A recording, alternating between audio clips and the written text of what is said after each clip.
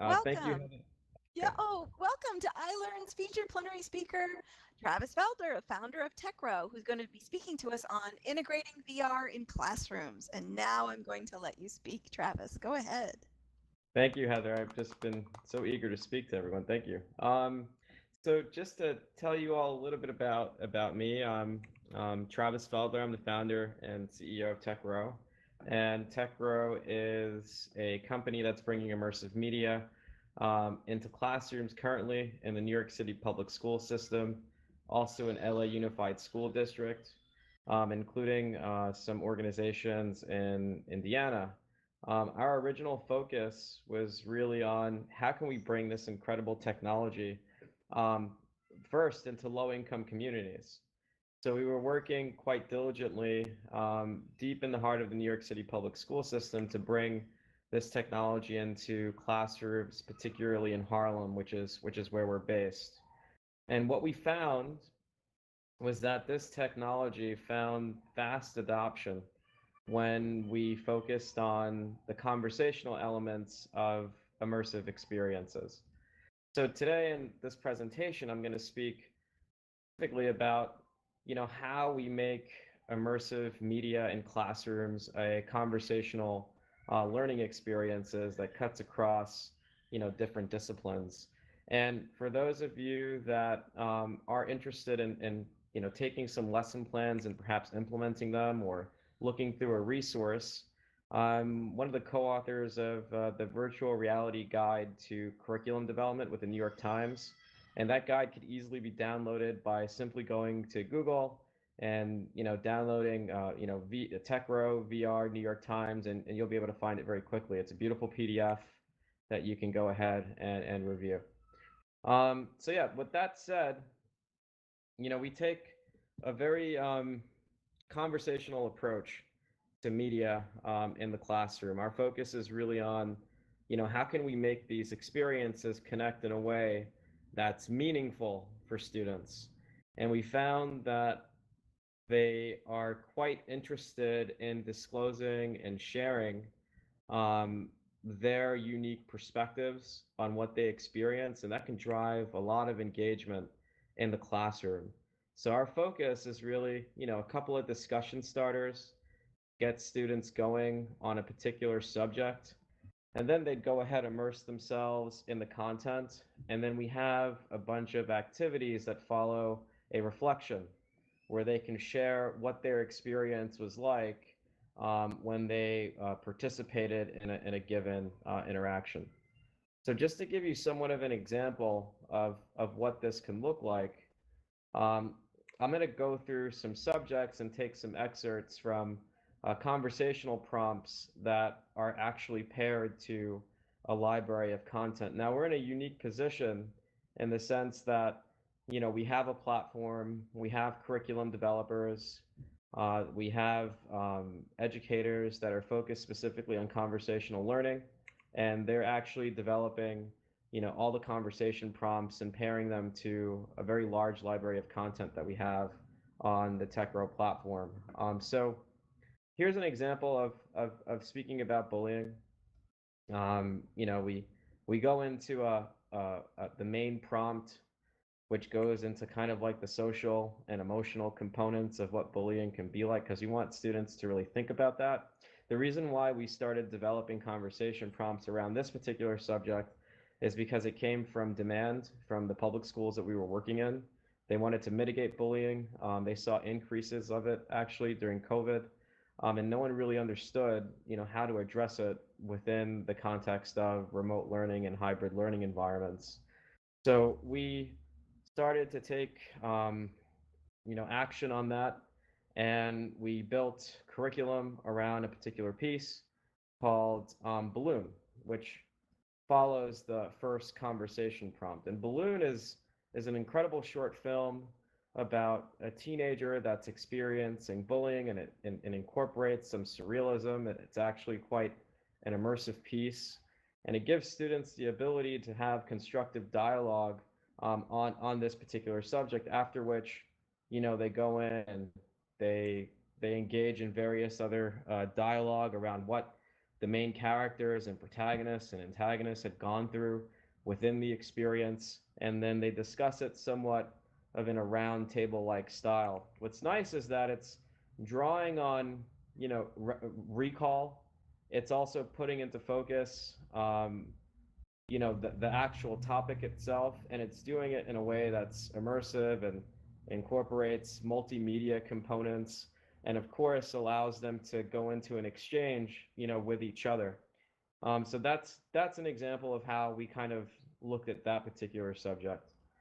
Um, there is also, robots, right? A lot of the communities that we were serving also were quite vulnerable to automation. So one way that we wanted to engage with this particular subject and how they face some kinds of insecurities in relation to the workforce due to automation was we had some great VR experiences in our catalog that actually spoke specifically about the impact that robots can have and automation can have on the workforce. So, we start our discussion prompt so that they can all think through strategically and also tactically about, what this particular phenomenon can mean. And of course, we guide them with some discussion starters and some conversation prompts. And then again, they go into the experience.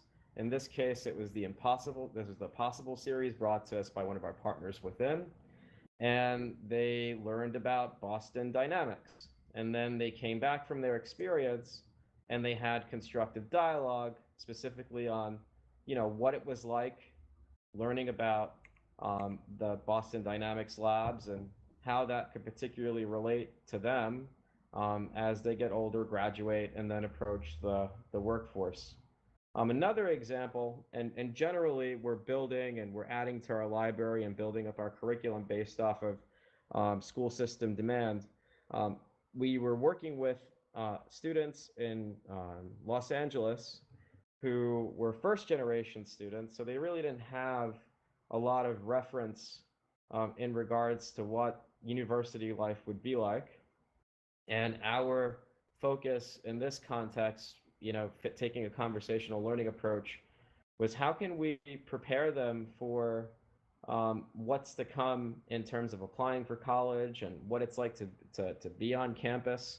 And we benefited from an extensive library of university virtual tour experiences that we built a lot of dialogue and conversations around. It allowed them to actually participate in immersive experiences where they can be on campus for the first time in the comfort of their own environment and then be able to have constructive dialogue around that. We were very excited about this particular conversation and bringing these types of experiences to students, largely because we were doing this during the pandemic. And as I'm sure you all know, that really disrupted the ability to visit campuses and to go and to experience what university life is like.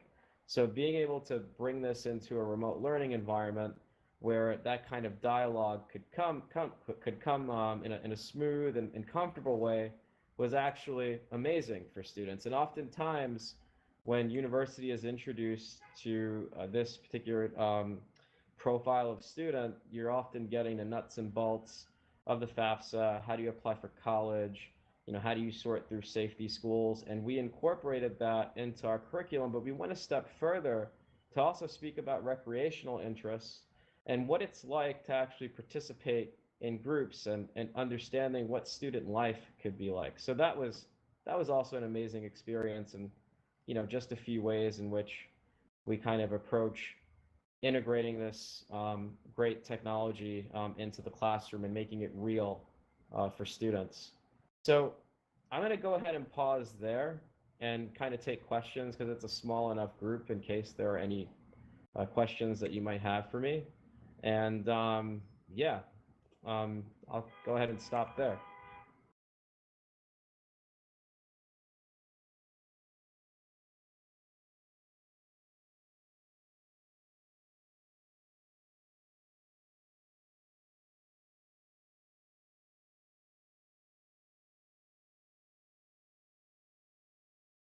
A reminder, I haven't muted the audience, so you can simply unmute your mic and we can hear you.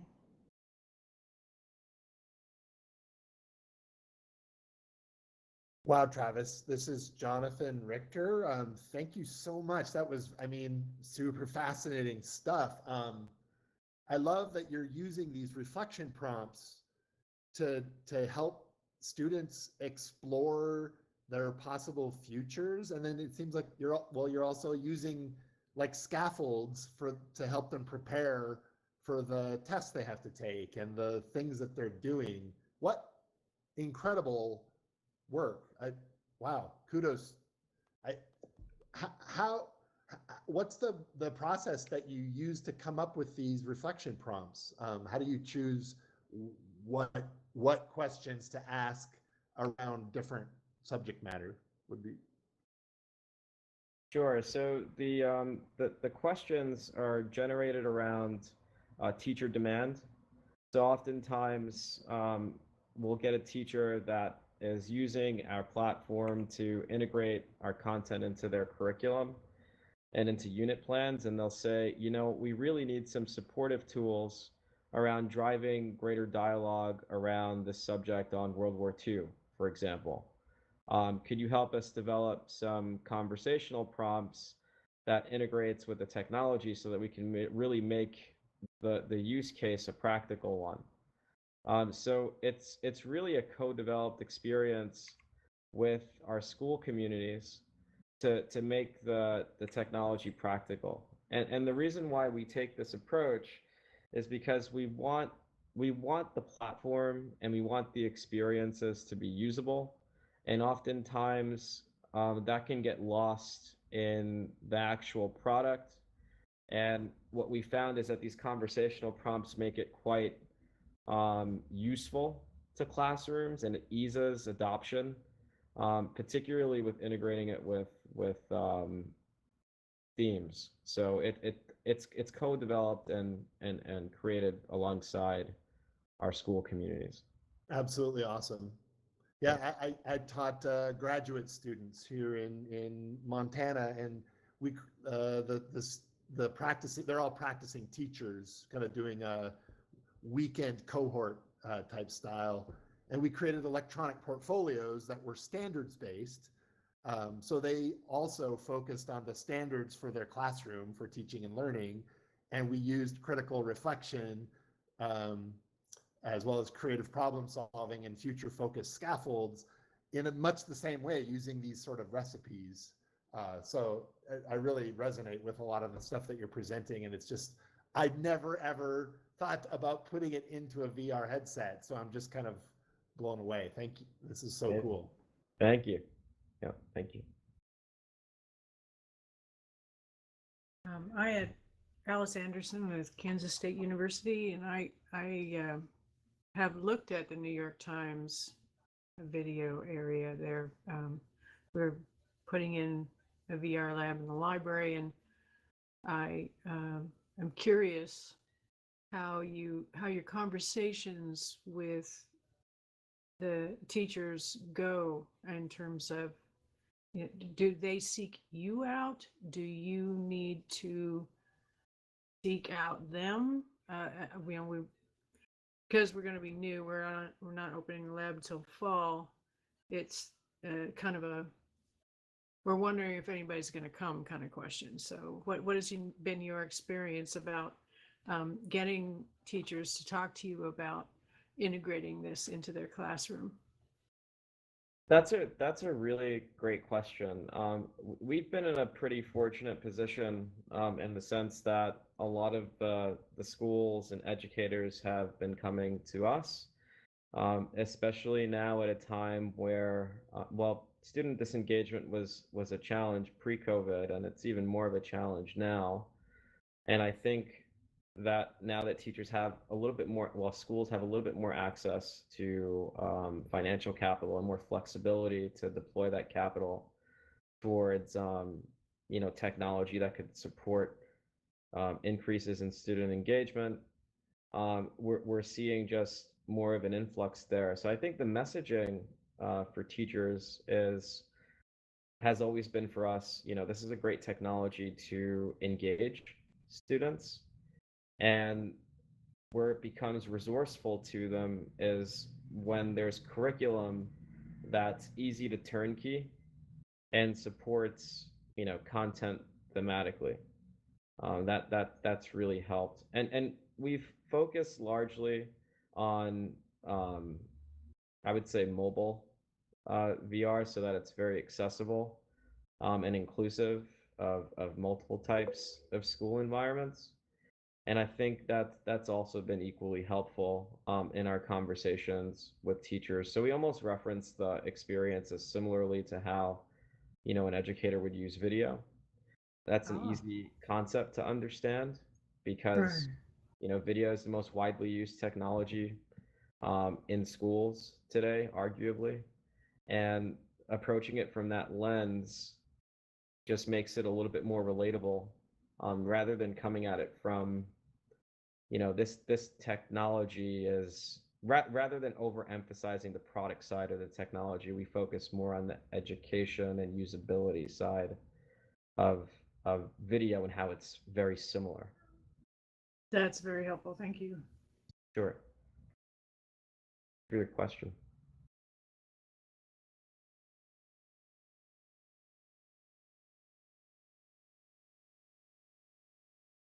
More questions. It's a little bit of typing in the chat, Travis, but I think down a bit. Did you have any more slides? I'm sorry, I couldn't tell from where I was standing. You're done. That was the last slide.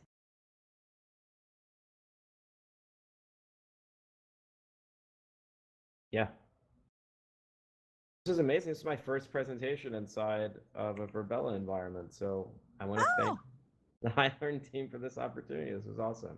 Oh, thanks for being such a good sport. Thanks Sure.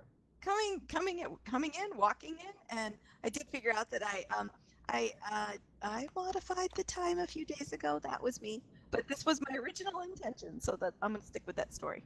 All right. I see Junior. Junior, I don't know if you have a question or a comment, but I actually think what you reference is outstanding. You'd be quite surprised about how difficult it is for teachers to really build conversational skills. And what we're looking at right now is how it directly impacts, literacy, how oral literacy actually improves reading comprehension, and how this particular approach around using immersive media to drive conversational skills is a useful one in that regard, and quite foundational to ESL environments as well. So I really appreciate your comment.